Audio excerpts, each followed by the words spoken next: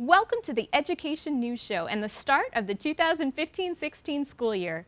Coming up on the show today, we will talk to our Deputy Superintendent, Dr. Heather Cruz, preview football season in action, and sample some new menu items from Food and Nutrition. All that and more coming up after this.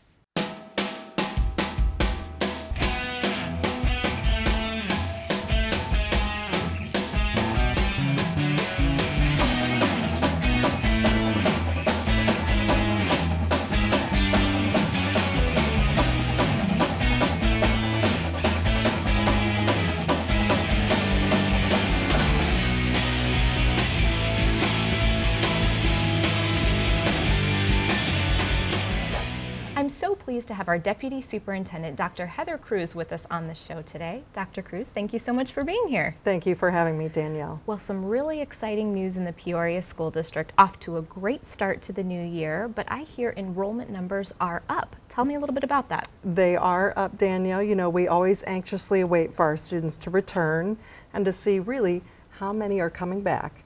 And the news is very, very positive. We are up several hundred students, and that's no surprise as you drive around our district and you see all the new homes that are going in.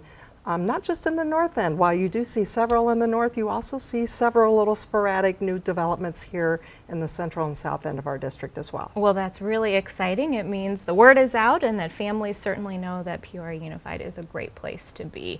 I want to talk to you just a little bit about some of those issues that are trending right now. Parents may be tuning into the media, maybe reading a lot about education right now. A couple of hot topics, first one being AZ Merit. Tell us a little bit about, well, what is AZ Merit and what is the impact, or what do parents need to know? Well, you're probably more familiar with the AIMS test. The AIMS test was our state assessment for students that really tested our state standards and the knowledge of what students should be able to do and know. Those standards have now been replaced with new standards, our Arizona College and Career Ready standards. So when you have new standards, you need to build a new assessment to test those standards. So the AZ Merit is that new assessment. We did first administer that assessment in the spring, and we are anxiously awaiting those scores. They should be coming here the end of October, beginning of November, and while this is really quite a lag time to receive those scores, in the future we should be getting them much quicker, usually in May, early June. And this will be a little bit of a change for parents. So they've been hearing a lot, this messaging maybe about how the scores are plummeting or the scores are going down. That's not really the case. Why is that? Well, you know, I would say in relation to what? The scores are really a new measure. So we're really setting a new baseline for scores. And I would say there's nowhere to go but up, because when you have a new baseline, you're setting really a new ground level and saying, well, here we go. Now we know where our baseline is, and we can go from there. So it's not really that the scores have gone down, it's just that we've raised the standards. So when Absolutely. Obviously we raise those standards, we maybe expect a little bit of a change in how we're viewing those scores, but we know we're going to get some information out to parents on all of this. Absolutely, Danielle, and we know that the standards themselves are more rigorous, so we expect that assessment to be more rigorous. So we know those scores are going to be coming. We are going to be communicating with our parents. We most recently gave a presentation to our Peoria United Parent Council on AZ Merit. We'll be reaching out through all our normal channels to parents and communicating with them as those scores come in. We'll look forward to sharing some of that information. Couple other topics that I want to get to, a little bit more finance related. There's two topics in particular that we've been reading an awful lot about in the media. One is this inflationary funding lawsuit. What does this mean for the Peoria Unified School District? Well, as you've probably been hearing for many, many years, we've been expecting a settlement in the inflationary lawsuit, and people have been working on that. They've been under a gag order and haven't been able to speak about that, and you've probably most recently heard that they've reached an impasse. So they've come out publicly and said, we can't reach an agreement. So we look forward to some perhaps different pieces coming out, and you've heard that come out of the governor's office, you've heard that come out of the legislature, you've heard most recently our superintendent of public instruction come out and say, we have some ideas to fund public education. So all of those are positive things. So we'll remain hopeful and wait to see the results of that lawsuit. Also, we may be hearing a lot about the state land trust and this new proposal that's coming from the governor's office related to state land funds. What is that and what does that mean? State Land Trust has been set aside. It was set aside many, many years ago when Arizona became a state, and it was set aside for education. It is set aside to fund education. So Governor Ducey has said there's a lot of money in this fund, and it's somewhat like your retirement funds. And you know, instead of maybe waiting for retirement to use some of those funds, maybe let's take some of those funds and let's use them now because we truly need them now. So we look forward to hearing more about that proposal from the governor and see what all of that is about. Certainly still in its infancy, something that would have to be a ballot initiative, possibly in 2016, maybe sooner. We're waiting to see on that, as I understand. There's a lot of moving pieces with that, so we are anxiously awaiting more communication. And I know we'll keep an eye on that. Well, also finance related is this concept of a maintenance and operations override, and it is a piece of how the Peoria Unified School District is funded. I know that as school district employees, we certainly need to be very factual in communicating related to an override. So factually speaking, can you tell me a little bit about what is an override?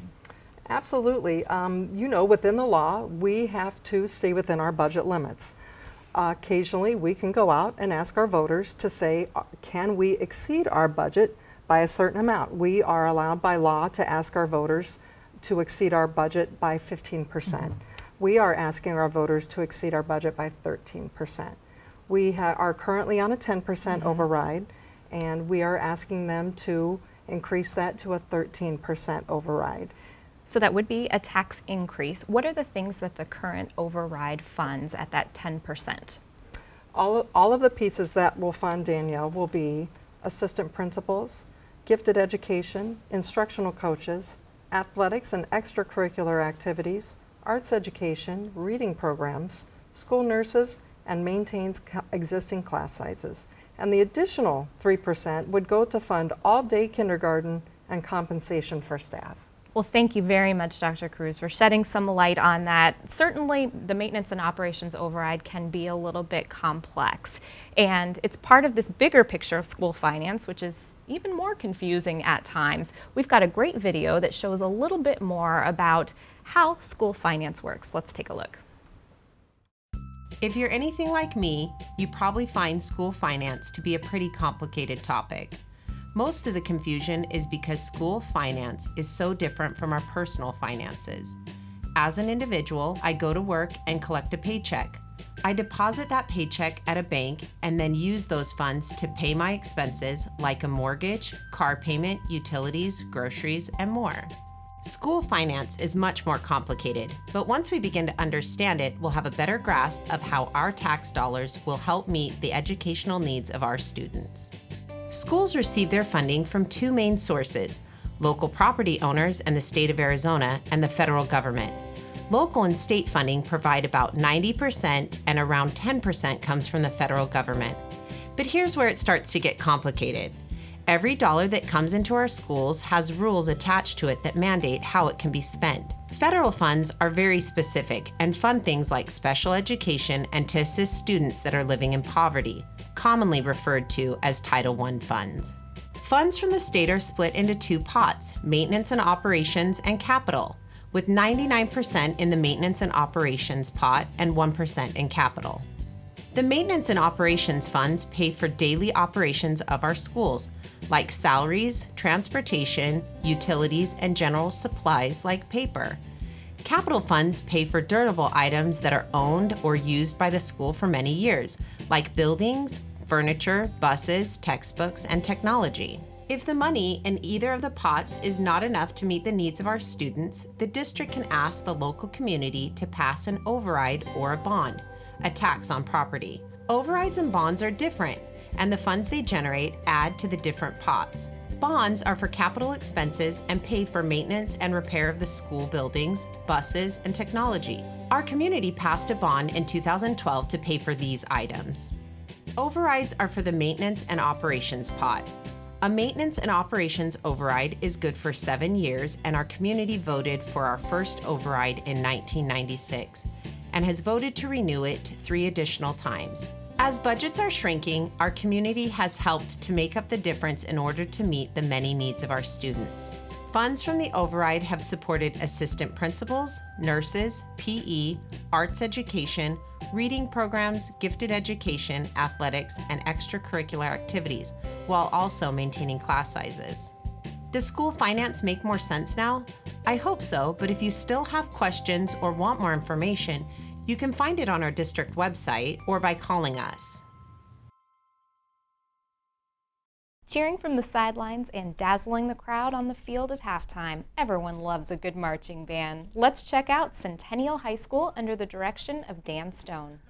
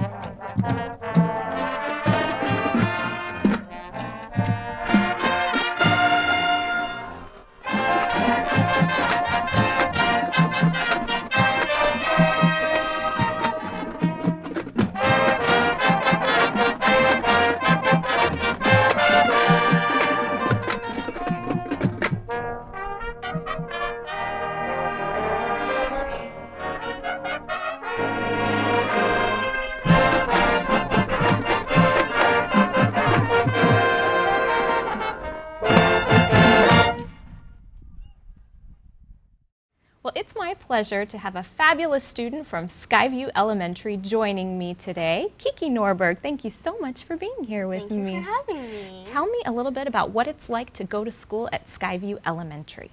It's actually a really great school. We're actually doing something new called the 7 Habits, and it's basically letting the students build up character and showing us what it is to be proactive and all of that. That's very neat. What a cool thing you get to do. Well, I understand, Kiki, you're also very involved in the media productions and the morning announcements at Skyview Elementary. Tell me a little bit about that experience. Well, it's actually really great.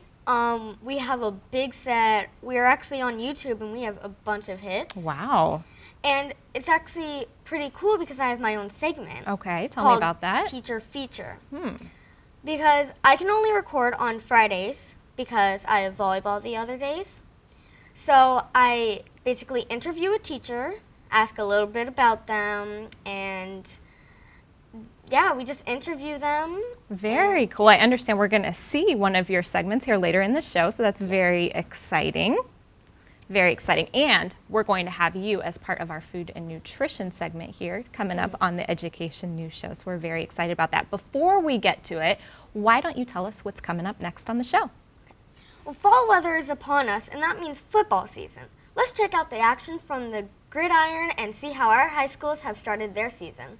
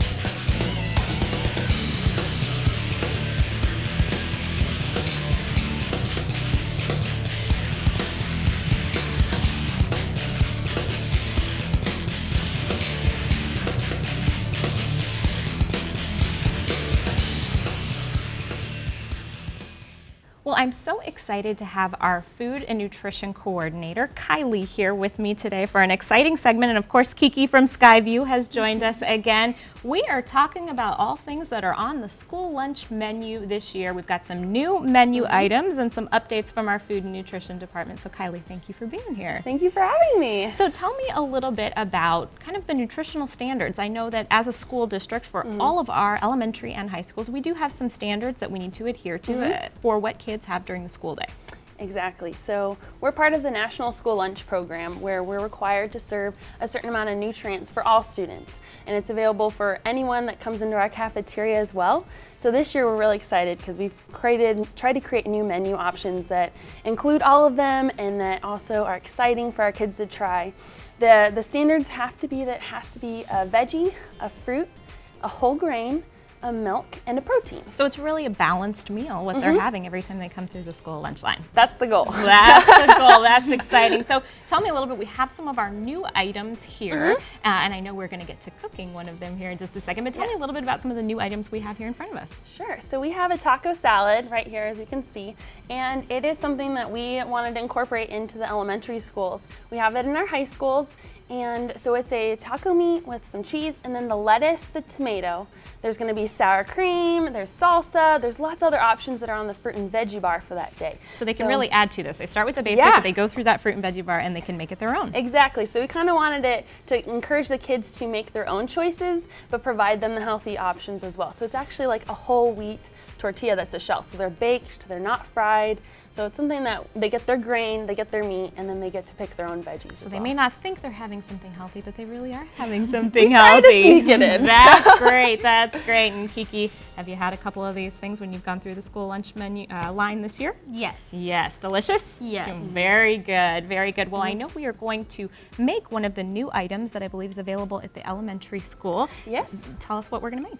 We're going to be making the Mediterranean wrap. So something new that we tried this year, kind of based on our veggie wrap, but we have a lot of vegetarian students, so we wanted to come up with another option that would provide more of a variety for them, but also something that would be new for all students to try. That's great. And now, Kiki, you're going to help us out with this? Yes. Very good. So the first step in order for us to make something, of course, cleanliness is of top priority, so we got to get you in your gloves there.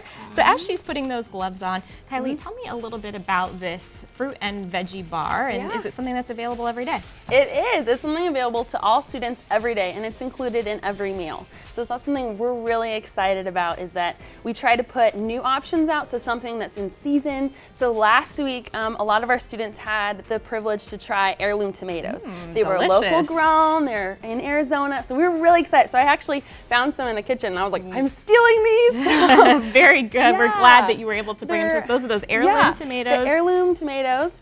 And then we actually had the suckle pears that came out, and we're hoping to put them on the menu again. Delicious. Yes, and they were super sweet. So a lot of kids were, they're green, you're not really sure if you're gonna try it, but all the kids that tried it were like, this is so good. And they're fun size for kids too. Perfect size Exactly. for those little hands. Okay, so talk us through now, what's our first step in putting together this Mediterranean veggie wrap? So you have your whole wheat tortilla. We're gonna put on a half a packet of cream cheese. So if you wanna squeeze that out and put that onto it, so it's ready to go. She's going to squeeze out half of that packet. Yeah. Use those muscles there, Kiki. Good job. There you go. There you go. And Awesome. then next we need to spread it around on that tortilla so it's nice and even. Perfect. Very nice. Good job. What's your favorite school lunch menu item, you think? My favorite school lunch menu would have to be the mac and The cheese. mac and cheese. We'll have to sample that maybe on an Yes, upcoming another segment. day. I'm sure that's a kid favorite. But many people who, were in school quite some time ago are used to things like maybe a Diet Coke or some fried food, maybe some mystery food or some French fries. That's not what you're going to find in cafeterias today, but what you are going to find really are some fresh options. Exactly. That's the goal, is to provide fresh options of more of a variety for our students. And next we're going to put the cheese on. So you're going to layer the 4 slices. So this is our Swiss cheese that we put on. Ooh, looks delicious. She's going to layer 4 different items. Of course, Yeah. every kid loves cheese, right? Exactly. And going back to the nutritionals, we don't have any fryers in our elementary school. So if we have potatoes on a menu, it's purely to provide those nutritional values, and they're baked. Very so good. We only have 1 fry a day at a high school, so they're gonna get fried French fries once a week. So they Okay. still get a privilege Still of get that, them, but not every day. Okay, we've got our Awesome. cheese on there. What's our next step? we're gonna put on a couple slices of tomatoes. Okay, so you'll Couple grab some. slices? Yeah, help yourself. Be about 2 or 3, 4. Yeah. So depends on the size. So we have it in our nutrition values, but One little one. That is whatever you one like. delicious Perfect. looking wrap coming together. Good job. And our next step. We're going to be putting on our cucumber. Today we have a zucchini because we got that in from Shamrock. So we will be substituting it with a zucchini, but it tastes just as good, in my Just as opinion. delicious. And of course, we have a variety of things that come in depending on what's in season. So you may Exactly. see some different items on that fruit and veggie bar. And then, of course, some substitutes here, but always a delicious substitute. Yes, they never let us down. That's great. We're also going to put on a half a cup of spinach. Okay. So you can get forget about the a big spinach. scoop. And the tricky part about spinach is it's kind of fluffy. So you can kind of pack it in a little bit. There you go. Good job. That's okay. Lots of nutritional value in that Perfect. spinach. Looks delish. Awesome job. Okay. It all in. And final step, We're going to be putting on our cheese. more So that- cheese. Yeah. More cheese. My kind of wrap. Exactly. So the cheese is the protein in this wrap. So Okay. the kids still get the 2 ounces of meat equivalent. Okay. So that's how they get it, so that they still stay nice and full in their classes. So Some fabulous cooking skills you have there, Kiki. You're a natural. good job. All right, the tricky part is the wrap. Oh, So we're gonna roll it up. Okay. you're gonna flip it over I here. believe you're supposed Good to put it job. a little bit under. Good job. Go, great. And we're gonna tuck this and keep pull it kind of there. tight. Good job. There we And go. you're gonna tuck your sides like you're wrapping We a got a, gift. we Good got job. a Put really it- full wrap You're here. gonna put it in the middle. There we go. Good job. And then you And gotta do do this it. side. And while she is Perfect. finishing up, I'll just note we've got our finished product over here. So actually that's something that the students may pick up when they go through the lunch line, one of these package meals, so it's easy for them to kind of grab and go Yep. as they come through the line. Oh, that looks delicious, Good Kiki. job. And we'll have Kylie cut that for us so we can see Get 'em out of just the how glove. that is going to look when that finished product is done. I think while she's doing that, I've been eyeing this salad, of course, Yes. all morning long. So I'm going to dig in. I'm going to take a bite of this salad. We've got some delicious eggs. Looks like a Cobb salad, would you call this? Yeah, well, I think that one's our chef Our salad. chef But we salad, do okay. have a Cobb salad. Do So. have a Cobb salad, probably pretty similar. So I'm just gonna take Yep. a bite of that there. It's good? It's good. Perfect. It's delish. Yep. And then Look at here's that. your beautiful wrap. There's Great your job. wrap. What do you think? You want to take a bite? Yes, I'm actually gonna try my little skills up. Good? Good. Mm. Well, we don't Good. want her to have to talk with her mouth open there, but that looks absolutely delicious. Thank you so much, Kylie, for being with us today. Thanks for having me. And This of was course, great. Kiki, you are a fabulous co-host. And now probably not as hungry of a co-host, so even better, right? Thank you so much Thank again. you. The Peoria Education Foundation helps provide grants and scholarships for teachers and students in the Peoria Unified School District. Last year, teachers received $28,000 in grants, and students were awarded $15,000 to assist them in their future college endeavors. The foundation is a nonprofit organization, and all donations are tax deductible. To learn more about how the foundation contributes to our community and enhances the educational experience for students and teachers, visit peoriaedfoundation.org. That's all for this edition of the Education News Show. Before we close, I'll leave you with that teacher feature from our very own Kiki from Skyview Elementary.